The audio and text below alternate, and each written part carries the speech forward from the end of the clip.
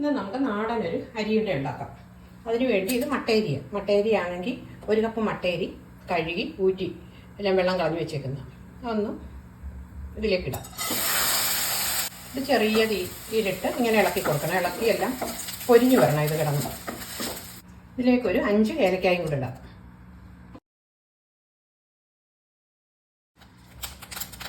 ഇത് ഇളക്കി കൊടുക്കാം. ഇങ്ങനെ പൊട്ടി ഇതെല്ലാം പൊട്ടി വരുന്നവരെ ഇങ്ങനെ ഇളക്കി കൊടുക്കാം.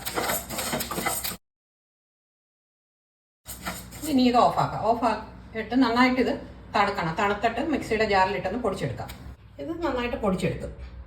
ഇതിലേക്ക് ഇനി ഒരു 1/2 കപ്പ് ശർക്കര ഉണ്ട. മധുരം കൂടുതൽ വേണ്ടവർക്ക് കൂടുതൽ ഉപയോഗിക്കാം. പിന്നെ തേങ്ങയുടെ 1 കപ്പ് തേങ്ങയുണ്ട്. അതുകൂടി ഇട്ടൊന്ന് അടിച്ചെടുക്കാം. ഇതെല്ലാം ഇങ്ങനെ പൊടിച്ചെടുത്തു. ഇനി കയ്യിൽ ഇച്ചിരി നെയ്യ് ഉരുട്ടിയിട്ട് ഒന്ന് ഉരുട്ടിയെടുക്കാം. ഇത് ശർക്കര പാനിയാക്കി തേങ്ങായി പൊടിയും കൂടി ഇട്ട് വിളയിച്ച് അങ്ങനെ ഉരുട്ടിയെടുക്കുകയും ചെയ്യാം. ശർക്കര ഉരുക്കിയെടുക്കുന്നത് നേരത്തെ ഞാൻ ഇട്ടിട്ടുണ്ട്. അത് ഡിസ്ക്രിപ്ഷൻ ബോക്സിൽ ഇട്ടേക്കാം.